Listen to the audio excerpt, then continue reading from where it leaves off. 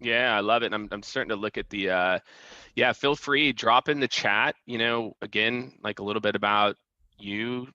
I'm a sales, I run a sales consulting company. I'll get into that in a sec, but anything that's top of mind for you, just so I can make sure I kind of direct some of this that way so I can be as helpful as possible. So yeah, so what's up? I'm Jake Dunlap. I'm the CEO of SKALED.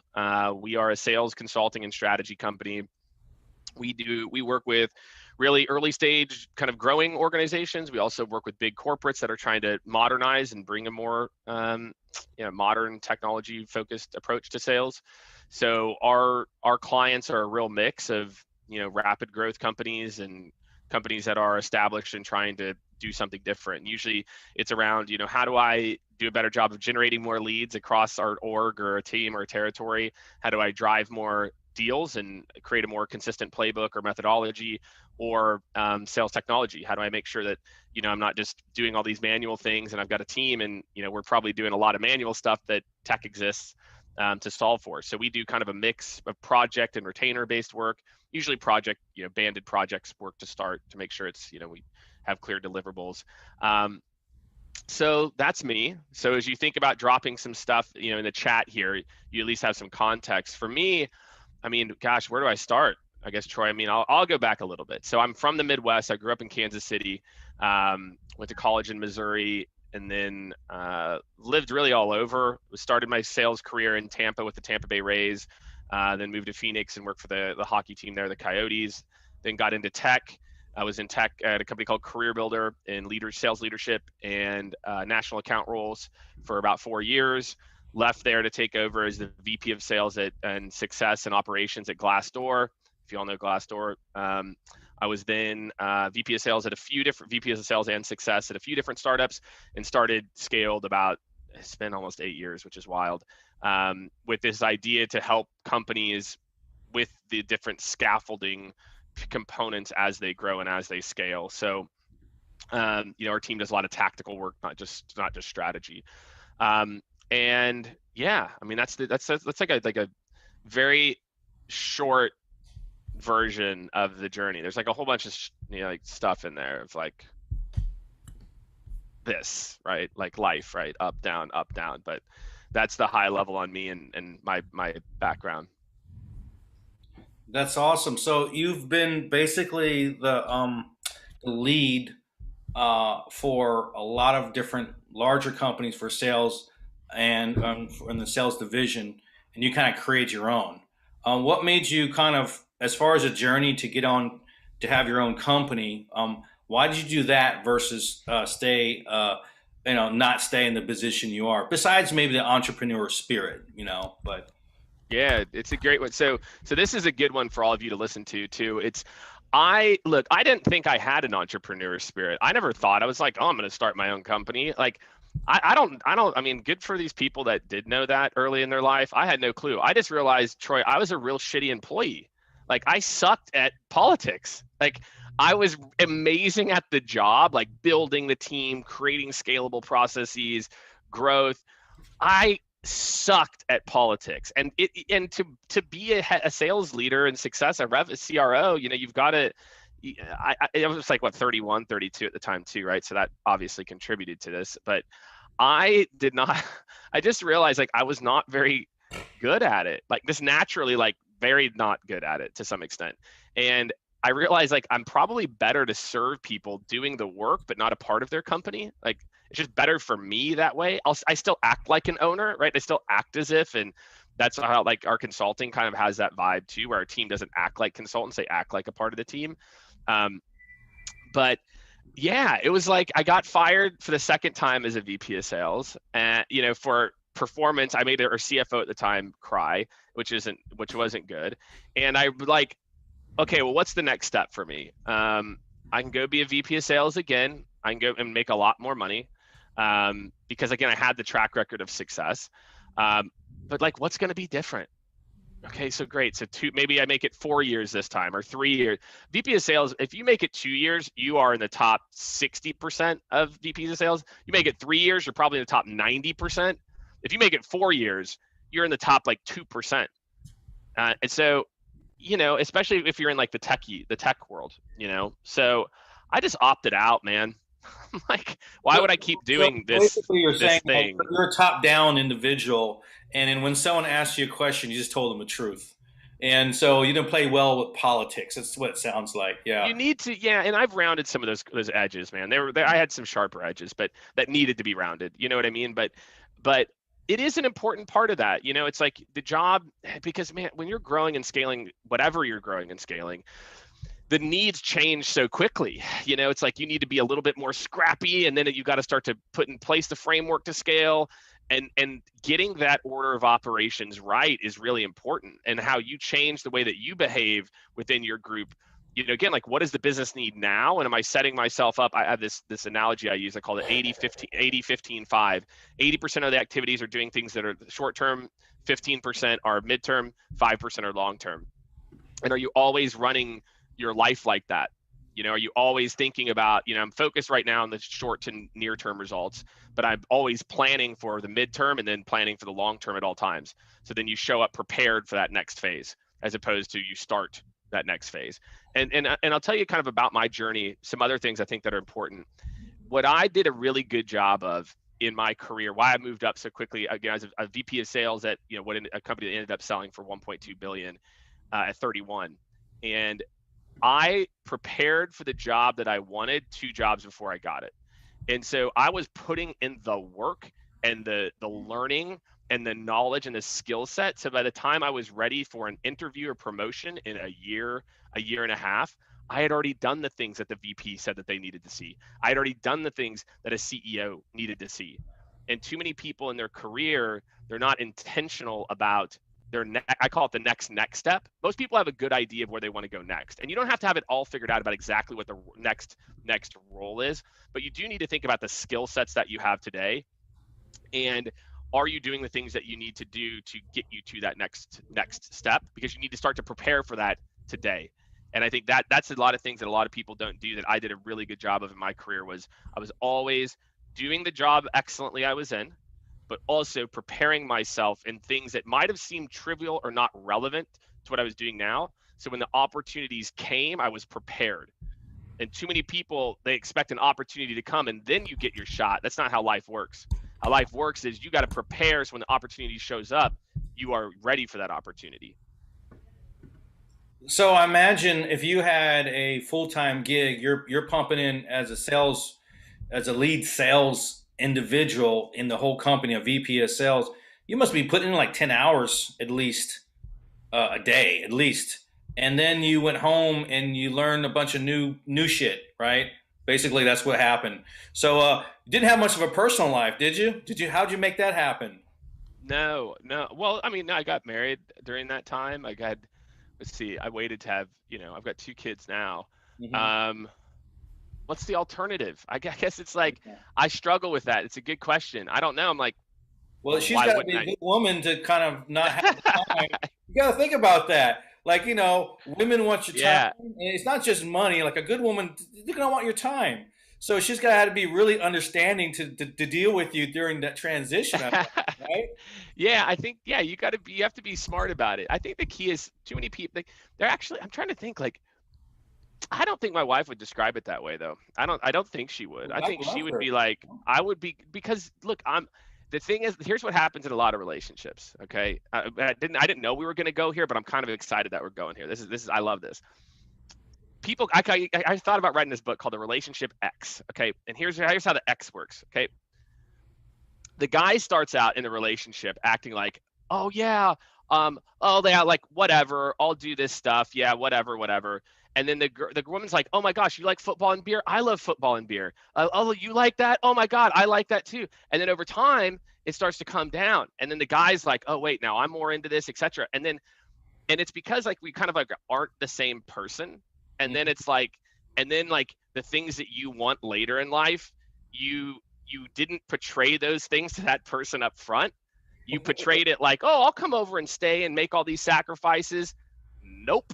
I was on a plane. I was traveling. This is what it is.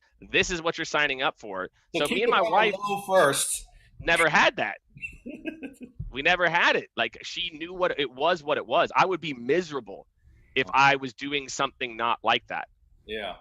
And she knew that early on. So I think a lot of people, there's a relationship misalignment, and then they wonder why later there's this big gap, because we were two different people whenever we were in the courting phase and in the getting to know each other phase. And also that you're just growing up. I mean, Sure. men are like children till they're 30, and then they just start like, oh, I got to start thinking about adult stuff. And not to didn't shoot down men, but they're just living life until they hit that age, and then they have to put shit together. Make things happen. Very interesting story. So you had this company for what, 8 years? Yeah. You're saying Scaled, which I love the name, by the way. This is Yeah. I knew you Yeah. for a while, but I didn't know the company name, so I didn't personally know you. And I said, "Oh man, that is such a great name, right?"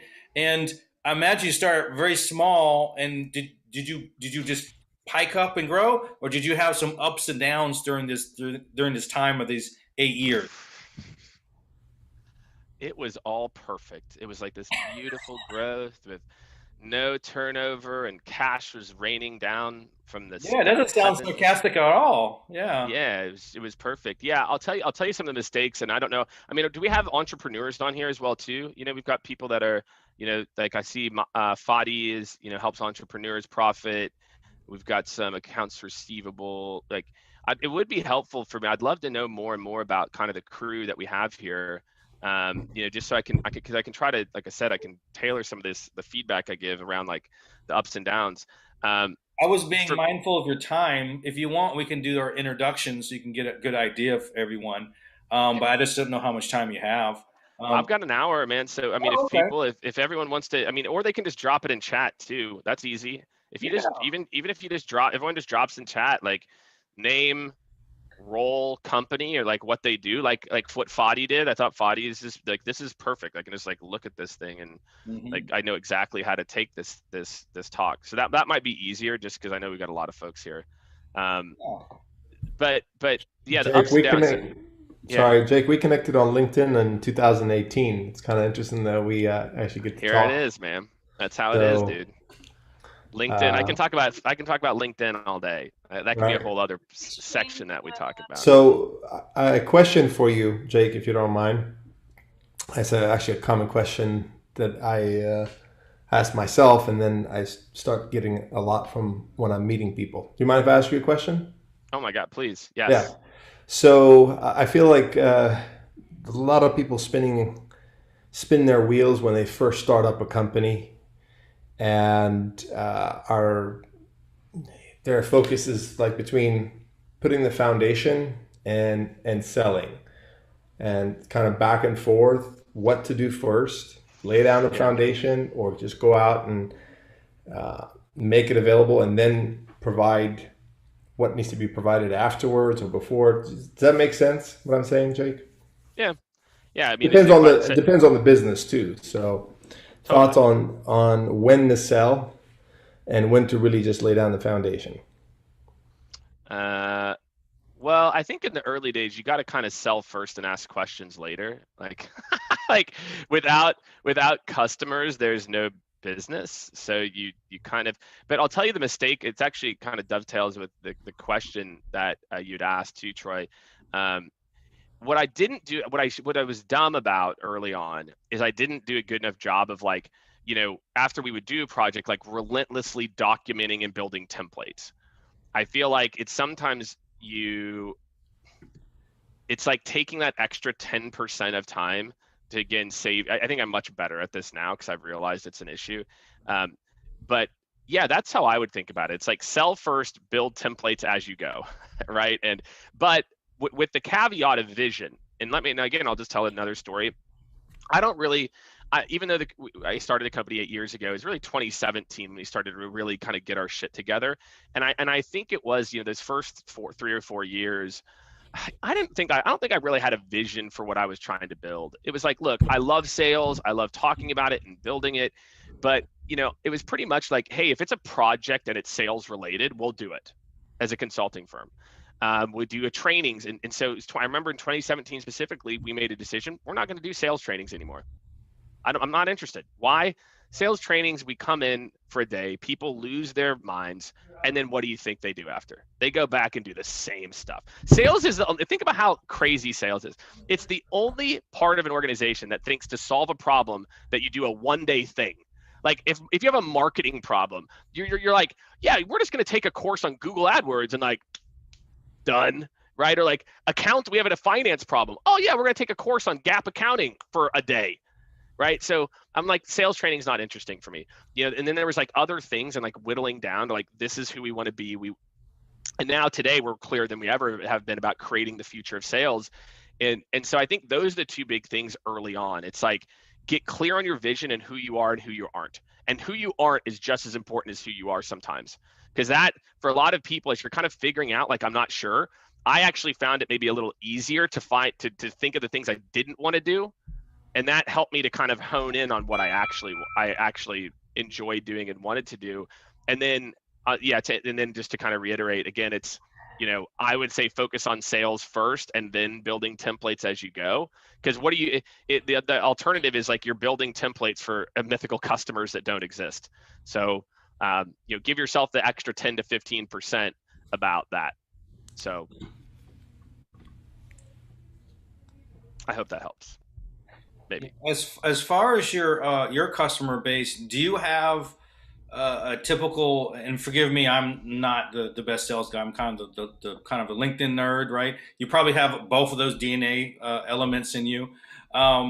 But when you're trying to identify your client customers, because that's what you do as far as the sales for them, are there customers you don't deal with? Is there a certain size, certain type of personality, certain ethics? You have to like them, those type of questions. Yeah, that's a really good question. I mean, because I think I came from a sales background, I'm able to kind of bend maybe a little bit more than most. Well, that's not necessarily true. I mean, I told the stories about my politics issues, so maybe I'm not as flexible as I like to think sometimes. I'd say we probably don't work with very many first-time founders, because first-time founders think they know everything. It's not until you get, most of our clients have been, this is their second company they're building, or they're big enough to where they realize like, it doesn't matter. There's no reward for you being the one with all the answers. The only reward is getting it right. And I would say we don't work with a lot of like first-time founder, 26 years old, just raised 5 million, because that person at times thinks they got it covered. Amazing. You got it covered, dude. You got it all figured out. You just raised $5 million. Good for you, dude. Amazing. I'll talk to you in 2 years, right? And then things will break, and then you'll realize it. I mean, I had the same hubris at points in my career too, right? I'm not immune to it. So I think personality-wise, we can get along. To me, it's about the project. If it's about scaling and fixing and optimizing or building, I don't know. I think I get excited about a lot of stuff. I'm like a very easily excitable person. And so I find excitement in a lot of different client types and customer types, whether, we worked with a Fortune 100 nuclear power company with their parts division. Like, that was cool and interesting. Like, this is random, so, and then we work with, Canva, right? Or LinkedIn or Microsoft. Like, so, companies that are, going from 5 reps to 30 reps in, a year. So I don't know. I like the spice of it. The variety actually is like, it plays well to like my personality and what I like to do. But no, I just say usually it's like, if you don't think you have a problem or you think you can solve it, then why are you hiring a consulting firm? Like, just go do it yourself. Like, you have all the answers. So why are you coming to me? So we've learned that over time. So these companies, these mid to large size companies, are you coming to you just because of your experience and you're just known to get things done? So I'm kind of curious on the ups and downs as far as not the client, so to speak, but the bobbing and weaving to make those things happen. Because fundamentally, sales is kind of the same thing, but in actuality, the steps in order to do something for one thing or another may be quite different. Do you find that things are changing really rapidly, or what's your opinion on all those? I don't want to say unknowns, but all those changes that happen pretty rapidly in your. Yeah. There's a few questions in there. I'll tell you, like from a business standpoint, I had the sales thing down, right? Like, I was able to start to get customers relatively quickly. What I didn't figure out until recently is also having the fiscal control component, that as you become a CEO and as you start to really run a company, multi-million dollar company where your payroll is also multi-million dollars, just keep selling shit stops becoming a good strategy, and like stop spending money also becomes the other part of the strategy. So that's something that I've had to improve quite a bit, is my kind of holistic view of the business, not just like the sales component, because the fiscal control component also determines how much money you make. So that's kind of that portion of it, is like, at least for me, is that's been probably the biggest evolution, is when you go from being really good functionally at one part of the role to having to be okay at enough and then hire people. That becomes a really big part of it. And then with sales, sales is changing dramatically. Like, I don't know, again, I'm looking here, let's see. All right, Stu's got some no code stuff. That's cool. We got some other folks in here. Okay, yeah, we got like a mix of folks. This is great. So here's the big ways that sales is changing. One, it's all like this. It's mostly digital. Face-to-face isn't coming back for the foreseeable future. The problem is most people don't understand how to actually engage people in a setting like this, right?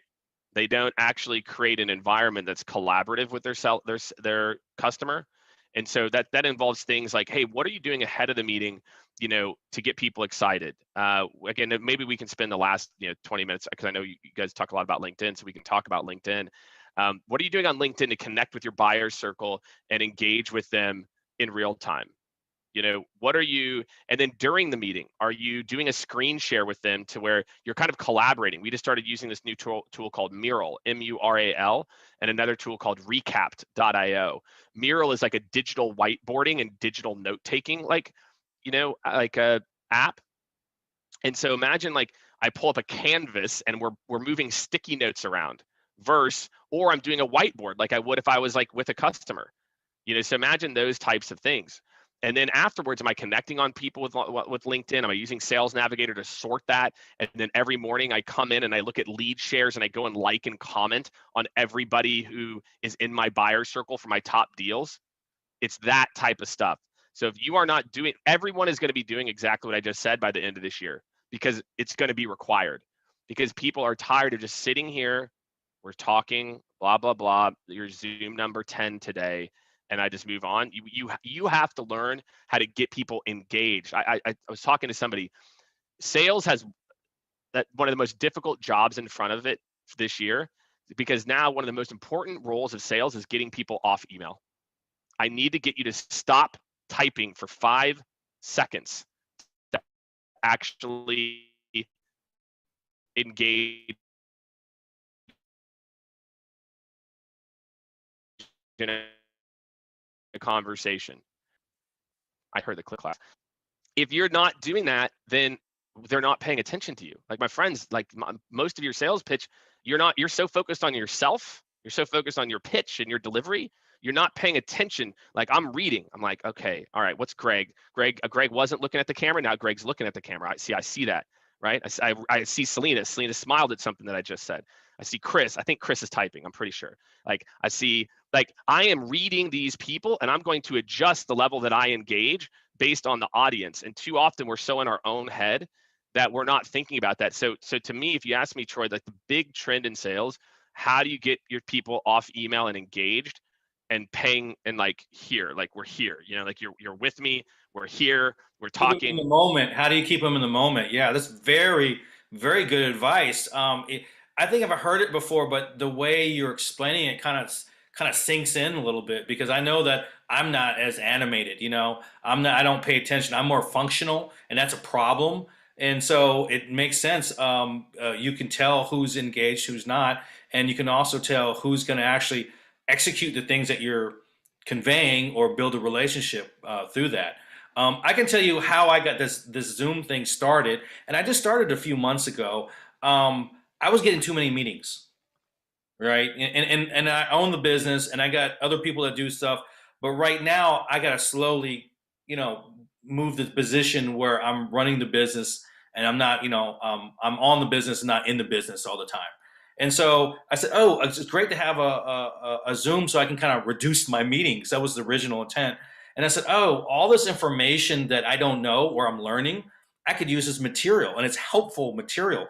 And then I had another Zoom. I'm zoomed out myself.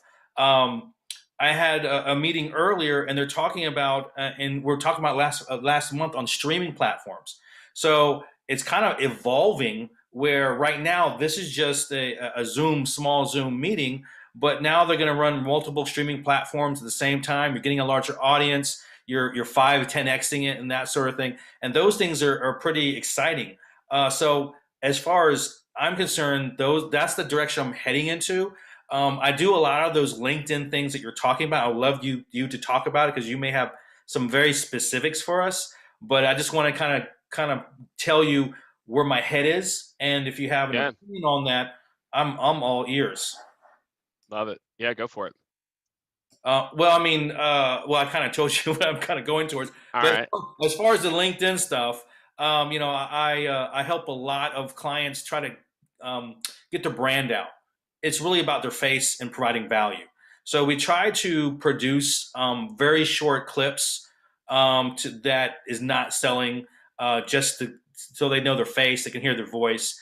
And we tie that in with outreach on LinkedIn, rollover email, well written. So when we onboard a client, we have a number of meetings to make sure we're targeting properly and all that sort of stuff. And we even have people that reply for them. And so getting that voice is right, and then moving that off of LinkedIn in some capacity. So that's a very high level thing that we do. There's a lot of little components, a lot of safety that we do, but I think you get what I'm saying. And of course, we engage with the post and we reply and we move that in a direction when appropriate. Cool.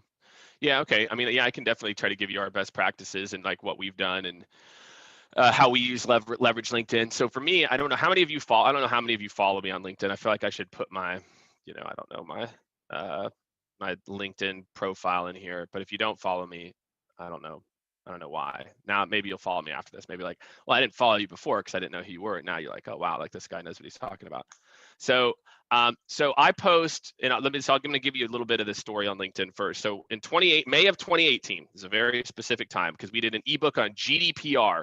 GDPR is a law in the UK and EMEA that talks about what you can and can't do with reaching out to people cold. And this is a beautiful little ebook we put together. It's 10 pages. We spent a lot of time on it, and then we put it out on social, and it's like, eh. And what I realized is like, look, in today's day and age, nobody's trying to hear that shit. People want bite-sized insights, and then they want to go on and do something else. And so I realized, I'm like, you know what? Why are we spending all this time? Why are we spending all this energy on this long form blog, that type of content, when in reality, people want snackable value? Oh. Did I lose you guys? Yeah, I think no. I actually cut something off that was sucking up some of my internet. So hopefully, can you hear me? Yeah, I can hear you. I think it's part of it's me too, though. Hold on a sec. I'm going to try to do a couple of things. We heard you. You heard me? Okay, all right. Yep, not a problem. My video is going kind of weird. So anyway, point being, I started to do organic content. So I post on LinkedIn. I posted every day on LinkedIn for 2 years, maybe more. Now I post pretty much regularly 2 times a day. I average. I don't know what I'll end up averaging, but I had over 11 million views on my content last year. My goal is to get to hopefully 15 million views so I'm getting over 1 million views a month on my content. We're generating millions of dollars of organic business every year from LinkedIn. And I'll tell you, and it's because I add. Just do LinkedIn, right? That's just LinkedIn. I mean, we get business from a lot of other places, but that's just on LinkedIn. 11 million views just on LinkedIn. I had one post, again, people like my post went viral. I had one post last year that had 2 million views, one post. And so then the rest of the posts, I mean, most of my posts will get like 20,000 views. And again, I'm putting out 1 to 2, not both posts in a day, but at least one of them. And it's all about giving value. We closed a 6-figure, I'll never forget the first time it happened. It's happened multiple times now. We closed a 6-figure deal. The very first call, the woman goes, I don't even know what you do. She's like, but I see your advice on LinkedIn. and I see it, and we need that. Like, great. And turned into a 6-figure client. So what our strategy has been, it's about give, slight ask every once in a while. If you look at my LinkedIn, you will be, again, like Troy, I want you everyone to listen to what Troy said before. Troy didn't even know what my company was. That's not necessarily great either, which means like I'm on some weird far end where like I need to like stop. I need to maybe every once in a while talk about Scaled. But, you know, for the most part, people, they will then look and say, oh, what does Jake do? Well, obviously he runs something around sales. It's obvious he's not like a, you know, one person consulting shop. Like, and so for me, that's a lot of what I, you know, what I focus on is I focus on value. And I know that as I add more value, my follower account grows, the more the right people, and then people come to us, or we reach out to them based on something that happened. You know, the other piece of advice I'd give everyone about, so one is like around content is I'm adding value 24/7, right? Go check out my feed, check out my posts. You'll see exactly what I'm talking about. The other thing is for a lot of you, and I don't know where some of you are at from a follower count standpoint, but you've got to realize this, that most of your audience right now, even if you do want to add value, is probably your previous coworkers and current coworkers. That's it. That's your network. You have to proactively grow your network, right? And so for me, you know, if I get into this here, how many of you have Sales Navigator, LinkedIn Sales Navigator? A few of you. I see a few people. Let's see, raise your hand, a handful. Okay. How many followers do you have, Jake? I just passed 50,000. Sales Navigator, thanks to you, Jake. Oh, you got it. There you go. Nice. Yeah, I got it. I got it. All right, here you go. Oh, that's right. That's right. Yeah, you hit me up. Yeah, I'll get you. Here you go. Here's, if everyone else wants it, you can get a free 60 days here. I'm dropping it in the chat. 60 days is worth $180 FYI, everyone. So do it. Take advantage of it. But anyway, the reason I think you should all sign up for Sales Navigator, it's honestly worth it. Like you should pay for it yourself. Is in Sales Nav, I can build a targeted list of people, and I can go start connecting with them. I can connect with 82 people, relevant, perfectly tailored, the exact people I want to connect with. I can connect with 82 people in 12 minutes. 82 in 12 minutes. So if you have to be intentional, like again, you talked about brand, Troy. Brand doesn't happen. You don't magically, oh, I put out content and the universe picked me and said, oh, Jacob, you're now going to be this brand. No, you got to go make it happen. Like, so for me, especially, you know, over the last 2.5 years, you know, once you hit 30,000 connections, you can't add more connections. So I can't do that. But now it does have to be, right? Like those other 20,000 followers, that means I'm not even connected to those people. That means they have to choose to follow you. But until you get to that, grow your network on purpose, grow your network with intention. And if you're putting out value add content and you're growing the network of relevant people that you want to, and you listen to what Troy tells you, then that's how you're going to close more deals, or that's how you're going to get more of the right people in your network. But yeah, that's, I mean, and again, I'm sure there's a lot of questions around LinkedIn, so we can go deep there. But yeah, that's been our journey, you know, and it's working, you know. And I think the thing that we do really, really, really well, and I think the thing that I do well, is we really don't ask. You know, I don't pitch scaled 24/7. And I think so many, when you're growing a business, it can feel so counterintuitive, or it can feel egotistical. That's how I felt. I think the big reason why I used to only talk about Scaled up until May of 2018, I never talked about Jake Dunlap's value and opinions. At Scaled, we're doing this stuff because I thought that's what I was supposed to do as a CEO. And then I was like, nobody gives a shit about a company. They care about the human, a person. You know, it's interesting, you know, just think about like an SAP corporate page, right? I give this example all the time. SAP corporate page shares on LinkedIn about 30 to 40 times a month. Their employees share 11,000 times a month. Therefore, what's more important, to have a corporate or have individuals, right? And I guarantee those individuals get, you know, random sales rep in Brazil who posts on LinkedIn, I bet gets more interaction than a SAP corporate post does. And you know, if they use tools to do that, there are corporate tools that encourage people to share content, or Yeah, do but they they do it? encourage them to share them. That's the whole problem. Like one, and I don't know, Troy, you probably talk about this, man, but it's you should never be resharing content, and you should almost never be sharing links. Never reshare content, ever. There's absolutely no value unless you like want that person to see that you reshared it. Then then there's some value there. When you reshare, that's why You're these referring to the companies value, the algorithm value of sharing. Yeah, there's very little value. negative. No, Yeah. it's negative. Like the reason that your posts aren't getting traction for maybe some of you, as soon as LinkedIn sees a link in your post or a reshare, it immediately marks it as low value content. Mhm. Immediately. So the amount of people that are going to see that immediately goes to this small. It seems pretty bad that they have the option that you could share someone's content to lower their value. Pretty bad. They just want it to be easy. It's easier to click reshare, but that's why you get no interaction. You didn't put any thought into your post. You aren't adding actually any value. Right, right. So if when you were reaching the 30,000 mark, did you stop and say, you know what? There's 5,000 people I don't want on my network. Did you call any of your early connections or anything like that to add more value to your network? I do it now. Yeah, I basically what I can do is go again run a search in Sales Nav for like software engineer, right? Like if you're a software engineer, if you're starting your own company, I probably give you a lot of value. But if you're not, I'm probably not. So there's a lot of noise that happens over the years. So I didn't even worry about it till I hit it. And now I just basically like once every 60 days or 45 days, I'll go in and unconnect with a few hundred people that again fit that they're not interacting with me. They connected with me a long time ago, probably. I've been on LinkedIn since, late 2010s or 2000s. So I had 8,000 followers when I started in 2018. So I'd already had a lot of connections from before. But it's just recently that I've done that. But no, the issue now though is when you unconnect with someone, it actually does make them unfollow you, which is kind of weird because but it stops you from gaming the LinkedIn to do the follow to unfollow move. Connect to so yeah, LinkedIn I do it a more lot of so now. changes over the last 6 months. Every 6 months to make changes, Yeah.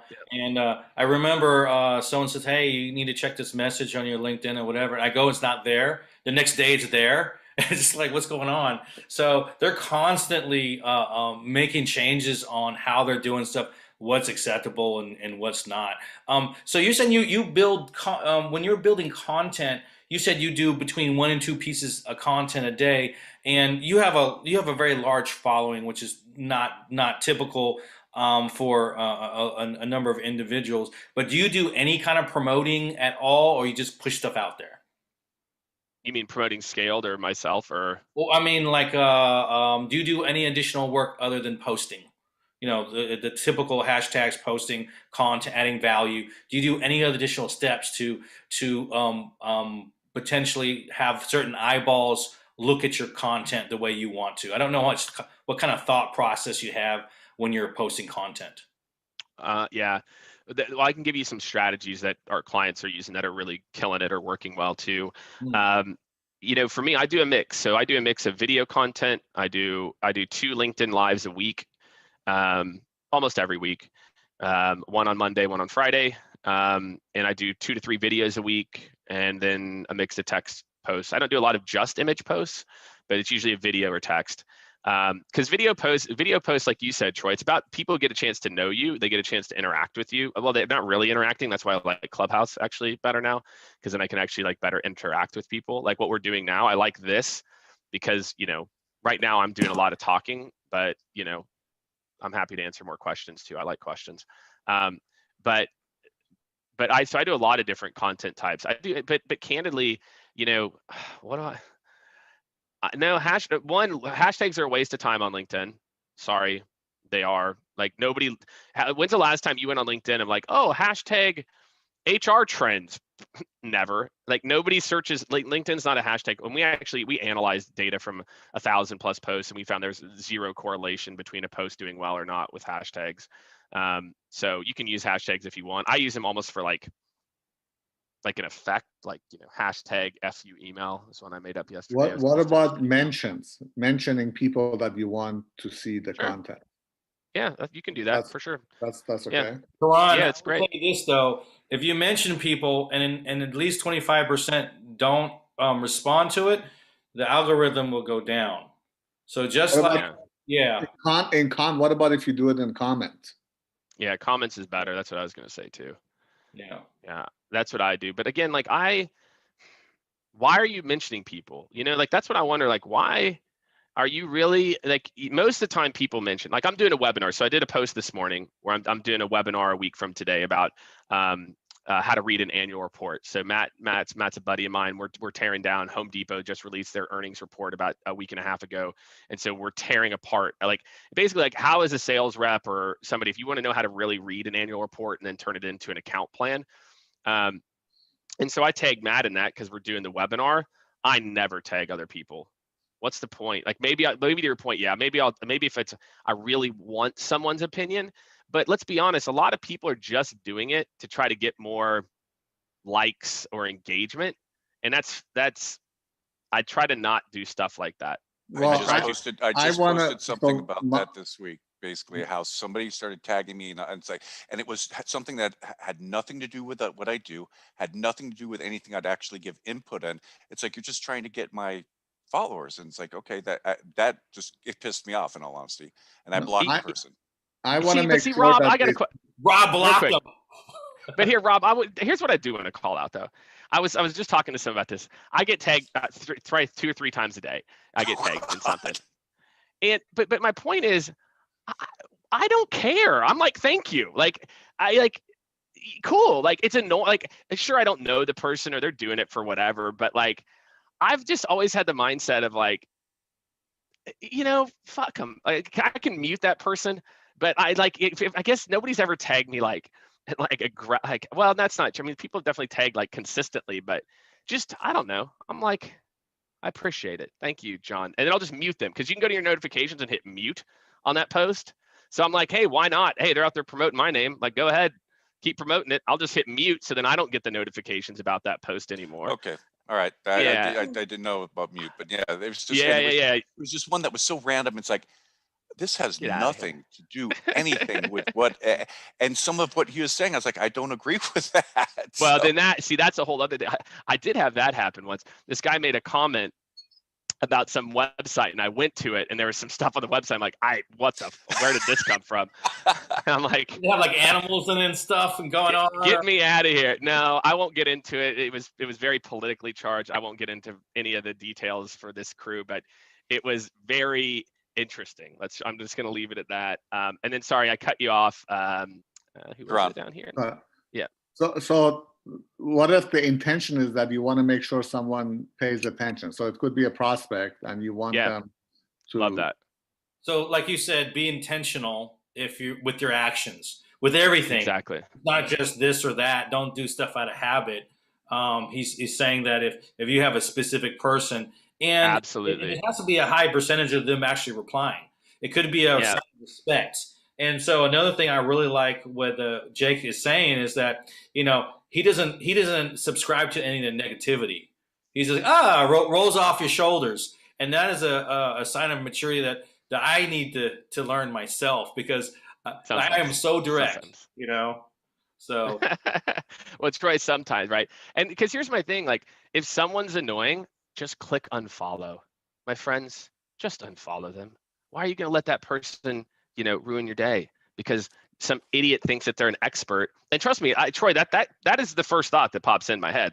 I'm not like Susie Sunshine over here, right? Like the first thing that pops in my head is like, this person's a idiot, right? But then here's the thing. And so here's my rule, and all of you can steal this. If I find myself doing that twice in a week, then I unfollow the person immediately. If I see or if I'm like, okay, just let it go on by, but if it's like, I allow kind of everyone I don't know. I've only tagged you twice, I think, period.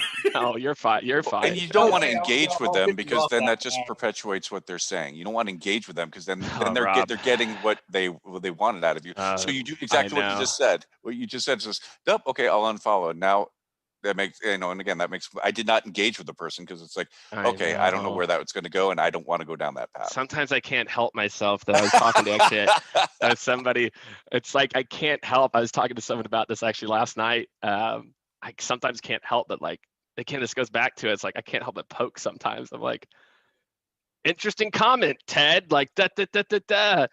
I can't help it sometimes, but I try to stay above it, to Troy's point, as much as possible. Quick question. Yeah. Jake, hi, it's Alina. So you mentioned that you post twice a day. I don't know if you do it every day or not. Is there a LinkedIn algorithm that looks into how frequently you post? And is there a limit or a minimum as to how often you should? You can't post. I'll tell you what here's what we have consistently found. There's definitely a time period. We're pretty sure it's basically 3 hours. 3 hours is kind of our rule. Never post more than every, like if you like do double, like 1-1, like LinkedIn will punish the second post. So it's like, but we found consistently there's no, if you wait over 3-4 hours, there's no kind of negative effect, is what we've kind of found to posting. And you don't have to. I mean, look, for a lot of you might hear that, you're like, holy crap, like 2 a day. Look, I didn't start posting 2 a day. I got consistent where I posted 1 a day. And for most of you, maybe for some of you, it's 3 times a week. Like, that's cool too. I think the key thing that I've always had this view on content, that every post is a data point.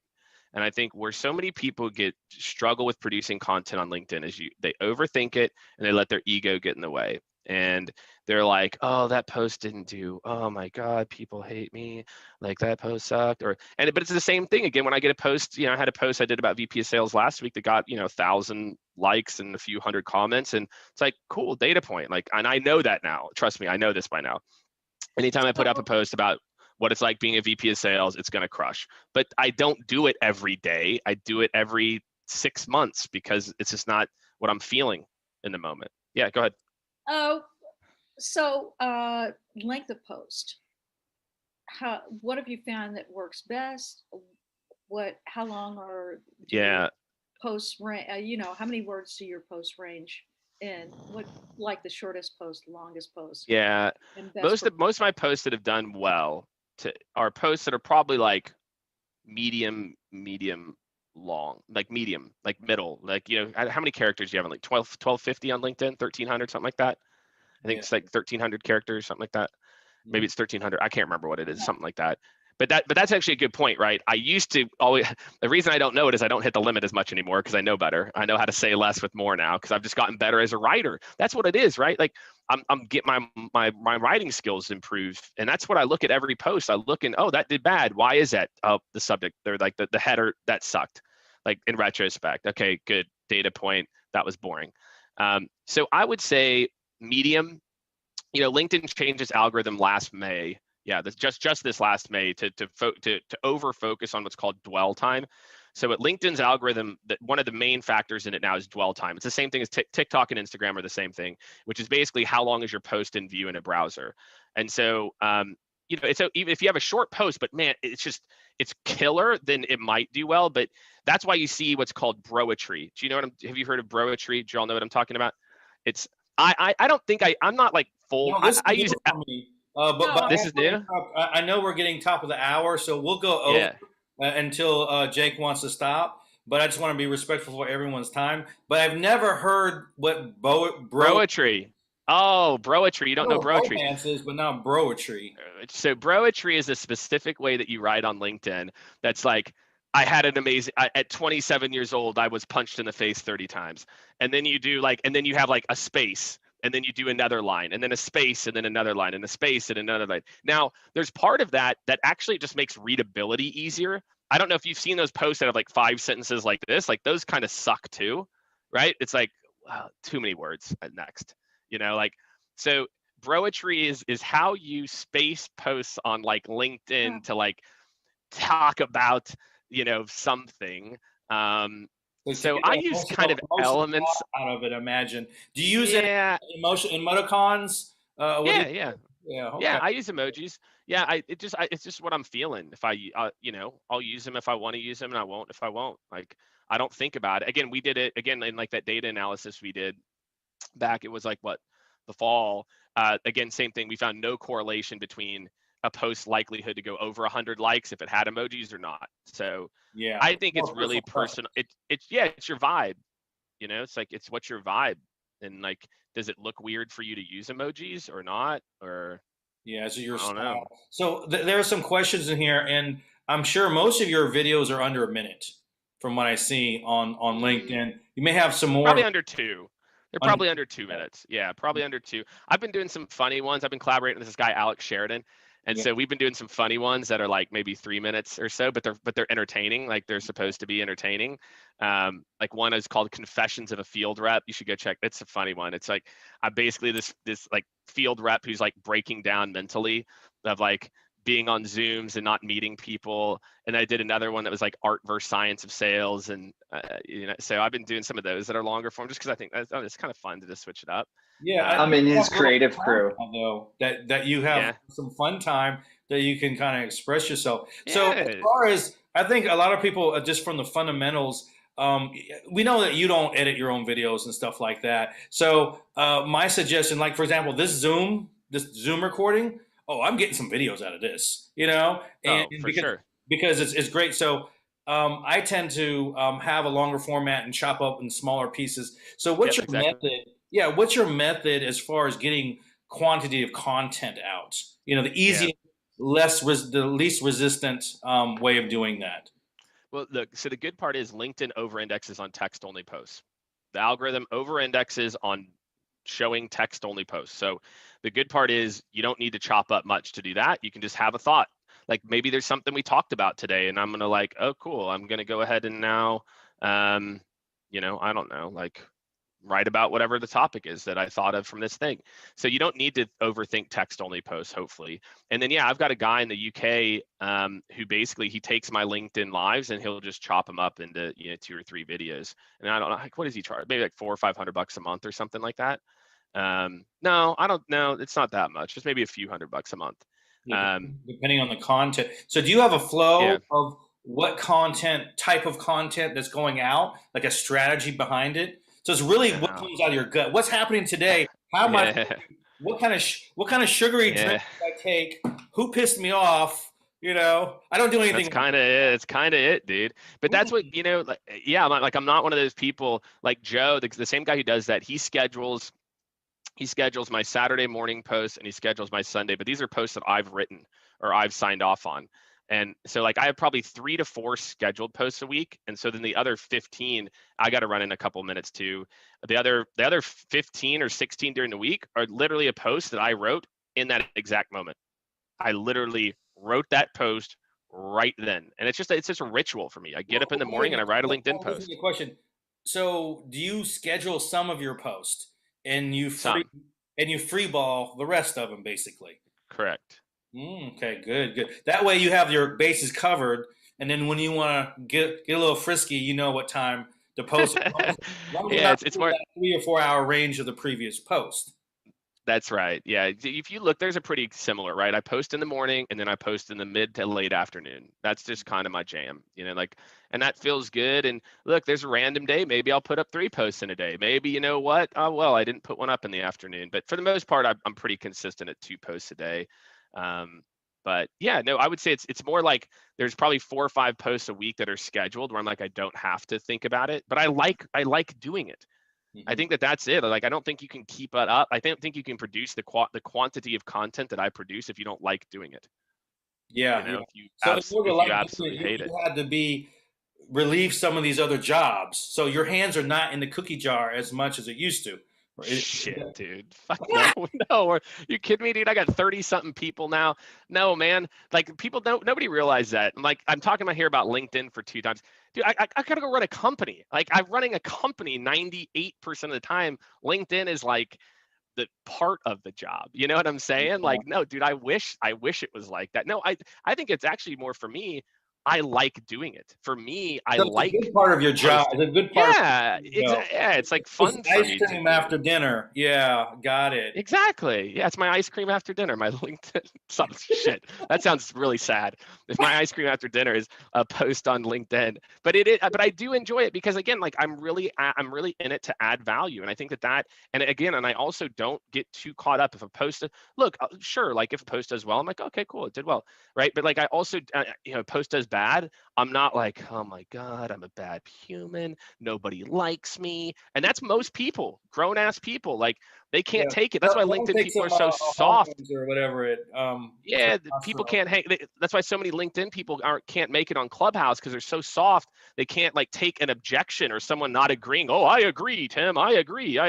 They can't take someone having like a contrary opinion. LinkedIn, the version of a LinkedIn troll is a joke.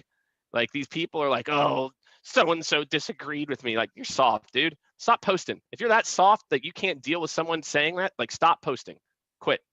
Yeah. Like it's like the first time I ran an Instagram ad.